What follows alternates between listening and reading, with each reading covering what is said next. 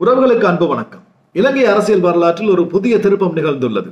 இன்று 2025 ஆண்டு ஆகஸ்ட் மாதம் 22ஆம் தேதி முன்னாள் ஜனாதிபதியாக இருந்த ஒருவர் தன்னுடைய பதவி காலத்தில் குற்றம் இழைத்தார் என்ற ஒரு சந்தேகத்தின் பேரில் கைது செய்யப்பட்ட ஒரு சம்பவம் இலங்கை அரசியலில் பரபரப்பை ஏற்படுத்தியுள்ளது. 2022ஆம் ஆண்டு காலப்பகுதியில் இலங்கை பொருளாதார நெருக்கடியை சந்தித்த பொழுது, பொருளாதார ரீதியாக வீழ்ச்சி அடைந்திருந்த பொழுது தானாக முன்வந்து பதவியேற்று இலங்கையினுடைய பொருளாதாரத்தை ஓர் அளவு சீர் செய்த முன்னாள் ஜனாதிபதி ரணில் விக்ரமசிங்க அவர்கள் தான் இவ்வாறு கைது செய்யப்பட்டவர். உங்களுக்கு தெரிந்திருக்கும் இவருடைய கைது தொடர்பான விவரங்கள். ஆனால் சர்வதேச ஊடகங்கள் இதை எவ்வாறு பார்க்கின்றன என்ற ஒரு விடயம் இங்கே இருக்கின்றது. அந்த ஒரு விடயத்தை உங்களோடு பகிர்ந்து கொள்வதற்காகத்தான் இந்த காணொலி. இது உங்கள் சந்திரன் ரிவ்யூஸ். நான் உங்கள் சந்திரன். வளமையாக கூறுவதுதான், என்னுடைய சேனலை சப்ஸ்கிரைப் செய்து பார்க்கின்ற என்னுடைய நண்பர்களுக்கு நன்றி. சேனலை சப்ஸ்கிரைப் செய்யாத நண்பர்கள், என்னுடைய காணொலிகள் உங்களை கவர்ந்திருந்தால் மாத்திரம் சேனலை சப்ஸ்கிரைப் செய்து ஆல் நோட்டிபிகேஷன் கிளிக் பண்ணி கொள்ளுமாறு தாழ்மையோடு கேட்டுக்கொள்கின்றேன். ஓகே, முன்னாள் ஜனாதிபதி ரணில் விக்ரமசிங்க அவர்கள் தன்னுடைய பதவி காலமான 2023ஆம் ஆண்டு காலப்பகுதியில் கியூபாவின் ஹவானாவில் இடம்பெற்ற G77 மாநாட்டில் கலந்து கொண்டு திரும்புகின்ற போது செப்டம்பர் மாதம் 22, 23ஆம் தேதிகளில் லண்டனில் உள்ள வொல்வர்ஹாம்ப்டன் பல்கலைக்கழகத்தில் இடம்பெற்ற ஒரு விருது வழங்கும் நிகழ்வில் கலந்து கொண்டார். தன்னுடைய மனைவியோடு, மைத்ரி விக்ரமசிங்க அவர்களோடு. இந்த 2 நாள் செலவும் அரச பணத்தில் செலவிட்டிருக்கின்றார். முழுமையாக அரச பணத்தை கையாண்டிருக்கின்றார். இது இவருடைய தனிப்பட்ட ஒரு விவகாரம். இதற்கு அரச பணம் செலவழிக்கப்பட்டது தவறு என்ற ஒரு விடயத்துக்காகத்தான் இன்றைய தினம் 22ஆம் தேதி 2025ஆம் ஆண்டு முன்னாள் ஜனாதிபதி ரணில் விக்ரமசிங்க அவர்கள் கைது செய்யப்பட்டது. உண்மையில் இந்த வொல்வர்ஹாம்ப்டன் பல்கலைக்கழகத்தில் இடம்பெற்ற நிகழ்வானது அவருடைய மனைவியாரான மைத்ரி சிறிசேன அவர்களுக்கு ஹானரரி ப்ரொஃபஸர்ஷிப், கௌரவ பேராசிரியர் ஒரு விருது வழங்கும் நிகழ்வு தான் இடம்பெற்றிருக்கின்றது. அதாவது அரசின் குற்றச்சாட்டாக இருக்கின்றது இந்த நிகழ்விற்கு அரச பணம் செலவிடப்பட்டிருக்கின்றது என்பது. யுஎம்பி ரணில் விக்ரமசிங்க பிரதிநிதித்துவப்படுத்தும் கட்சியான ஐக்கிய தேசிய கட்சி இது தொடர்பாக இன்று தங்களுடைய பிரஸ் மீட்டிலே தெரிவித்திருந்தார்கள். அந்த வொல்வர்ஹாம்ப்டன் பல்கலைக்கழகம் வெளியிட்ட அந்த ஒரு இன்விடேஷனையும் இவர்கள் மீடியாவுக்கு பகிர்ந்திருந்தார்கள்.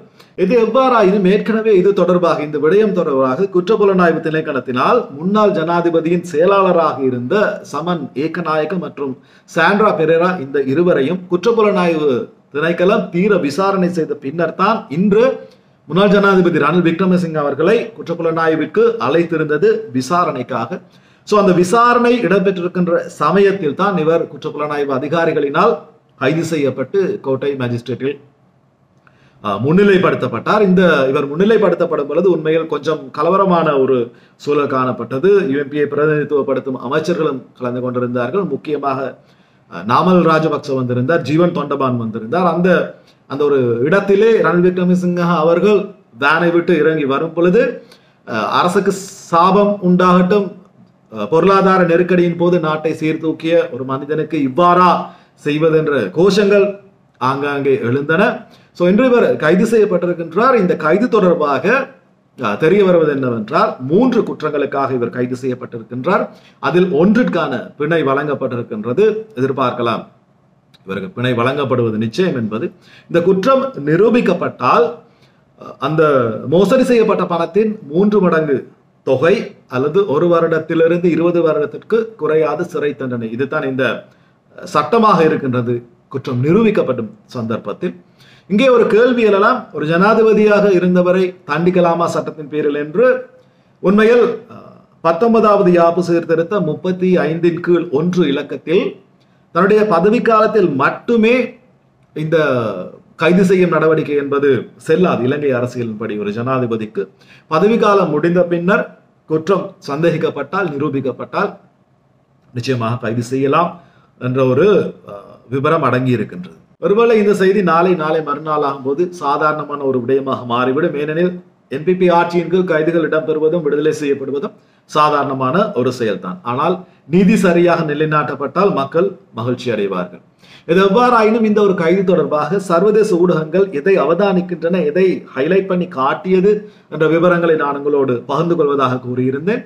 அதாவது Reuters, Times of New York, Al Jazeera போன்ற செய்தி சேவைகள் இந்த கைது தொடர்பாக குறிப்பிடும் பொழுது 2019 2022 காலப்பகுதியில் பொருளாதார பின்னடைவை சந்தித்த இலங்கையை பொருளாதார ரீதியாக மீள கட்டமைத்த ஒரு ஜனாதிபதி 76 வயதுடையவர் இவ்வாறு கைது செய்யப்பட்டிருக்கின்றார் என்பது அடிக்கோடிட்டு காட்டப்பட்டிருக்கின்றது. இன்டர்நெட்டில் சர்ச் ப்ரௌஸ் பண்ணி அந்த செய்திகளை வாசித்து பாருங்கள், உங்களுக்கு தெரியும். இந்த ஒரு விடயம் உண்மையிலே அவதானிக்கப்பட வேண்டிய ஒரு விடயம். திரைசேரி நிரம்பியதே ரணில் விக்ரமசிங்க ஆட்சிக்கு வந்த பின்னரும் மத்திய வங்கி ஆளுநர் ஆட்சிக்கு, அதாவது மத்திய வங்கி தலைவர் நியமிக்கப்பட்ட பின்னரும் தான் அந்த ஒரு திரைசேரி, அந்த நிரம்பிய திரைசேரியின் அந்நிய செலாவணியோடு தான் இன்று வரை நாடு சென்று கொண்டிருக்கின்றது. அனுரகுமார திசாநாயக்க அவர்கள் ஜனாதிபதியாக வந்து சில சிறப்பான திட்டங்களை முன்னெடுத்து செய்து கொண்டிருந்தாலும் இவை அனைத்துமே ரணில் விக்ரமசிங்க அவர்கள் பாதியில் நிறுத்திவிட்டு சென்றவற்றின் மீது தொடர்ச்சியாகத்தான் இருக்கின்றது. அதற்கு மிகச்சிறந்த உதாரணம் தான் மக்கள் மீது இருக்கின்ற வரி இன்னுமே குறைக்கப்படாமல் இருக்கின்றது என்ற விடயம். ஏனென்றால் அதை குறைக்க முடியாது. ரணில் அன்று எடுத்த முடிவு என்பது சிலருடைய பார்வையில் தவறாக இருந்தாலும் கூட இன்றும், அதாவது இன்ஸ்டன்டாக ஒரு நிலையான வருமானம் நாட்டிற்கு வருகின்ற ஒரு துறையாக இருக்கின்றது இந்த மக்களின் மீது திணிக்கப்பட்டிருக்கின்ற வரி தான். இதை இன்னுமே என்பிபி அரசும் கச்சிதமாக கையாண்டு கொண்டு தான் இருக்கின்றது. உண்மையில் இந்த கைது தொடர்பாக திறந்த மனதோடு நான் பேசுவதானால், இலங்கை பொருளாதாரம் வீழ்ச்சி அடைவதற்கு காரணமான பல ஊழல் குற்றச்சாட்டுகளை செய்தவர்கள் இன்னுமே வெளியில் தான் இருக்கின்றார்கள். முக்கியமாக என்பிபி அரசின் ஜனாதிபதி அனுரகுமார திசாநாயக்க அவர்கள் மஹிந்த ராஜபக்ச என்ற மாபெரும் தலைவர், சிங்களவர்கள் போற்றும் தலைவர் மீது கை வைக்க வேண்டும். கை வைத்தால் தான் இவர் செய்கின்ற இந்த செயல்பாடுகள் அனைத்துமே உண்மை என்றாகும். இவற்றோடு இவர் நிறுத்திவிட்டு அந்த மஹிந்த ராஜபக்ச என்ற அந்த ரெஜிமிக்குள்ளே போகாவிட்டால் இது வெறும் கண்துடைப்பு நாடகமாகத்தான் இருக்கும். எதிர்பார்ப்போம், இலங்கையில் ஊழலுக்கு எதிரான மாற்றம் வரும். அது என்பிபியினால் நிச்சயமாக செயல்படுத்தப்படும் என்பதை சந்திக்கின்றேன். இன்னும் ஒரு பதிவில் அதுவரை விடைபெறும் நான் என்றும் உங்களில் ஒருவன் சந்திரன். நன்றி.